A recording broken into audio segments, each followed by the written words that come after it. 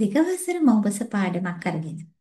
අපි අද කතා කරන්නේ ව්‍යාංශය ගැන. දැන් පුතාලට පහුගිය දවස්වල මම පාඩම් කිහිපයක්ම අරගෙන ආවා. අපි අලුත් අකුරු ඉගෙන ගත්ත දෙකවසරට එන. ඊළඟට පිල්ලම් පාඩම් ටිකක් තියෙනවා අපිට දෙකවසරේදී මුලින් ඉගෙන ගන්න.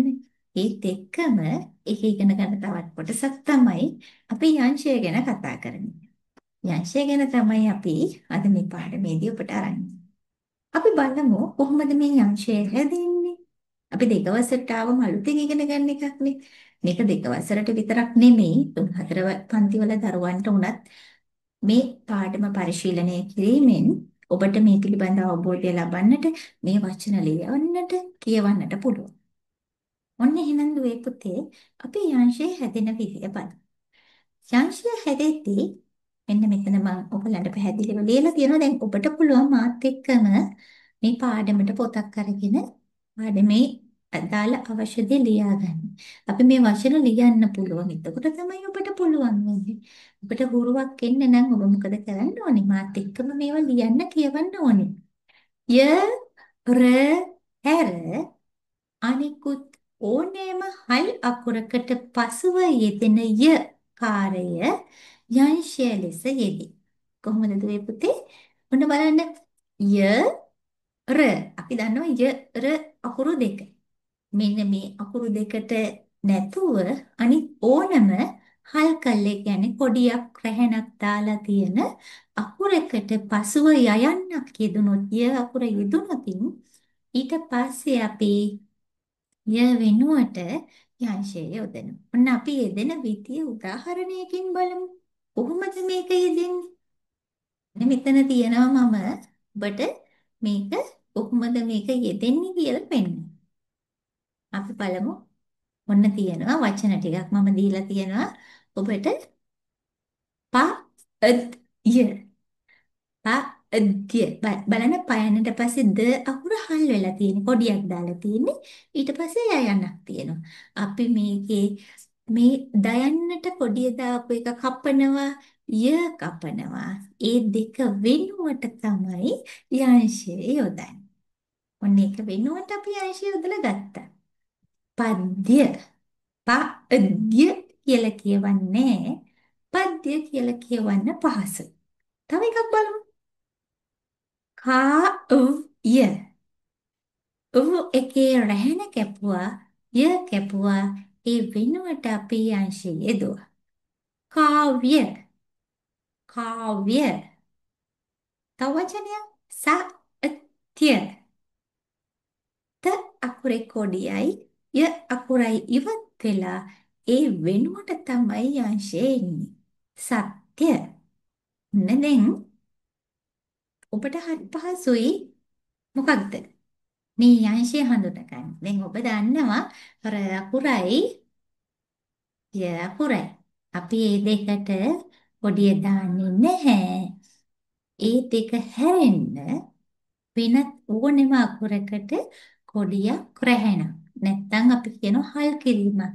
යෙදিলা තියෙනම් මේ හල් කිරීමට පස්සේ ය අකුරක් තියෙනම් මේ හල් කිරීමයි ය අකුරයි දෙකම කපනවා. ඒ දෙක ඉවත් වෙලා ඒ වෙනුවට තමයි අංශය එන්නේ. අපි පුතේ තව මේ වගේ උදාහරණ ටිකක් බලලා ඒවා කියවන ගමන් අවබෝධ කරගමු මේ අංශය ආපහු. ඕන දැන් මාත් එක්කම කියවන්න ඕනේ. ඒ වගේම පුතාලා මේක ලියන්නත් ඕනේ. සත්‍ය, තුල්්‍ය, අවශ්‍ය, විද්‍යාලය, ආඛ්‍යාතය. නැවත කියමු. සත්‍ය, තුල්්‍ය, අවශ්‍ය, විද්‍යාලය, ආඛ්‍යාතය. තවත් වචන ටිකක් කියමු. දැන් පුතාලට මේක නවත්තලා වීඩියෝ එක ප්ලේ වෙන එක නවත්තලා ඔබට පුළුවන් මේ වචන ටික ලියන්න. මේ වචන ටික ලියන්න ඒත් එක්කම නැවත කියවන්න. එතකොට තමයි මේ අංශයේ එන තැන් අපිට කියවන්නත් පහසු වෙන්නේ. මේ අංශයේ එන අකුරු යෙදුන වචන ටිකක් හොයන්න උනහම ටක් ගාලා ලියන්නත් පුළුවන්. නේ? බොහොම ඉක්මනට ලියා ගන්න පුළුවන්. අපි කියමු පුතේ මේක දැන් මෙතන සමහර විවිධ තැන් වලට ව්‍යංශය යෙදලා තියෙනවා. මුලට මැදට අගට තියෙන අකුරු වලට යෙදලා තියෙනවා. කියමු. ආදිත්‍ය,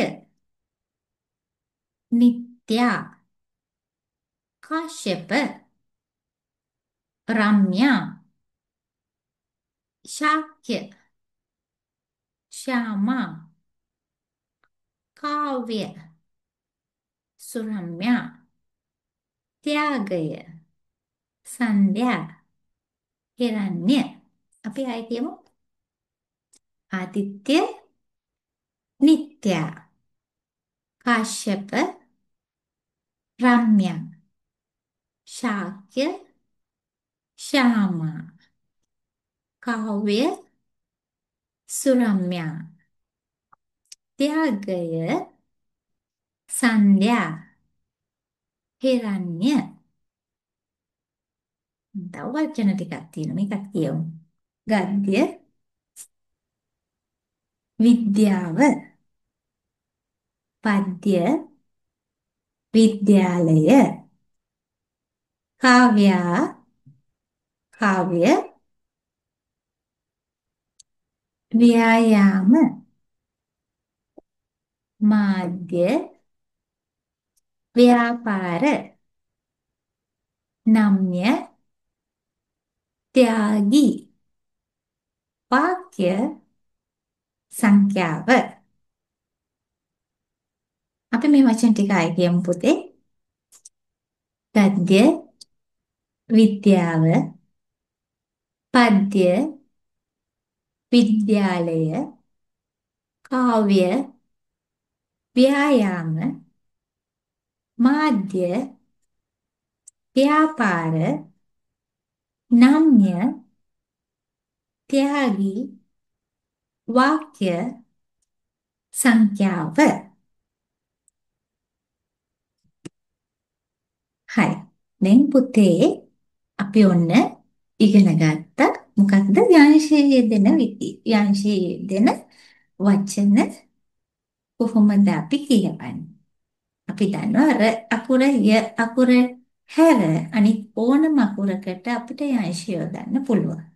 ඒ වගේම තමයි යම් අකුරක රැහැන කොඩිය නැත්නම් හල් කිරීමක් යෙදিলা ඊට පස්සේ ය අකුර තියනම් අපි මොකද කරන්නේ? ඒ හල් කිරීමයි ය අකුරයි කපලා ඒ වෙනුවට අපි යංශය යොදනවා.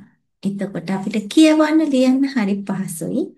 දැන් ඔන්න එහෙනම් පුතාලට අද වචන ගොඩාක් ඉගෙන ගත්ත යංශයේදී. මේ වචන ඔක්කොම පුතාලා පොතේ ලියන්න ඕනේ. ඒ ලිව්වහම තමයි පුතේ අපිට යංශයේ පාඩම හොඳට අපිට ග්‍රහණය වෙන්නේ. අපිට මතක හිටින්නේ.